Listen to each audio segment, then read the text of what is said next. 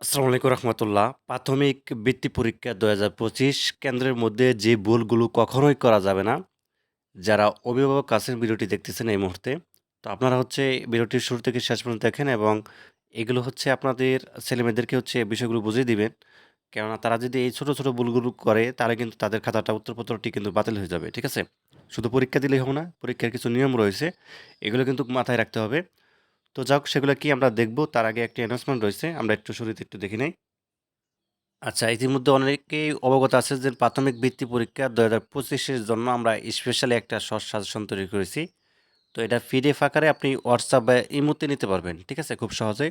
অর্থাৎ আপনি বিকাশ বা নগদে পেমেন্ট করতে হবে, নাম্বার এটাই। পেমেন্ট করার সাথে, সাথে WhatsApp বা ইমোতে নিতে পারবেন। মাত্র ২৩ পৃষ্ঠার একটা সাজেশন। ঠিক আছে? এটা পড়লেই যথেষ্ট বাচ্চাদের জন্য। তো যারা নিতে চান এই নাম্বারটির মধ্যে যোগাযোগ করে নিতে পারেন। ঠিক আছে? WhatsApp বা ইমো আছে, ওখানে মেসেজ করে দেন হচ্ছে নিতে পারেন। আচ্ছা, বৃত্তি পরীক্ষার কেন্দ্রের মধ্যে বেশ কিছু নিয়ম রয়েছে এবং সেগুলোর মধ্যে ১ম যদি আমি বলি, তো বিষয়টি বুঝতে হবে। ১ম হচ্ছে যে রোল নাম্বারটা ইম্পোর্টেন্ট। ঠিক আছে? রোল নাম্বারটা ইম্পোর্টেন্ট। তো রোল নাম্বার যখন সিট কোডটা পূরণ করবে তখন কিন্তু কোনোভাবে কিন্তু ভুল করা যাবে না। ঠিক আছে? রোল নাম্বারটা সঠিক করে দেন হচ্ছে পূরণ করতে হবে।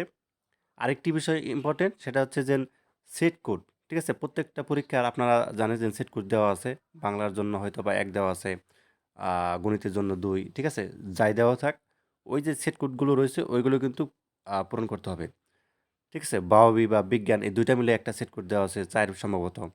তো এইগুলো কিন্তু করে সেট কোডগুলো কিন্তু পূরণ করতে হবে। আর উত্তরপত্রের মধ্যে কোনো অবাঞ্ছিত দাগ দেওয়া যাবে না। অনেকেই এভাবে দাগ দিয়ে ফেলে। ঠিক আছে? কলমের একটা দাগ দিয়ে ফেলে। আরেকটি কথা সেটা হচ্ছে উত্তরপত্র কিন্তু অবশ্যই কালো বল পয়েন্ট যেগুলো আছে অর্থাৎ কালো কলম দ্বারা কিন্তু পূরণ করতে হবে। ঠিক আছে? আর উত্তরপত্রে কোনোভাবে এইভাবে অবাঞ্ছিত কোনো দাগ দেওয়া যাবে না।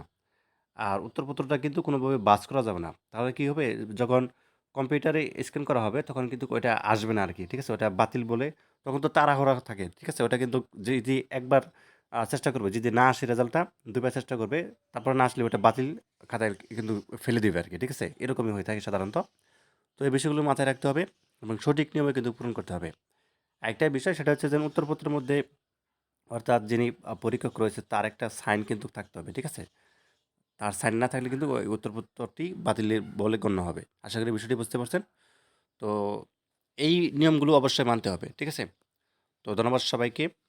আরেকটি কথা এই পরীক্ষার কেন্দ্রে কিন্তু কোনোভাবে দেরি করা যাবে না। ঠিক আছে? পরীক্ষা শুরু ১০ টায়। আপনি কমসে কম হচ্ছে ৯ টায় যেন কেন্দ্রে থাকে এবং ৯:৩০ টার ঠিক আছে? আগেই যেন কেন্দ্র থাকে।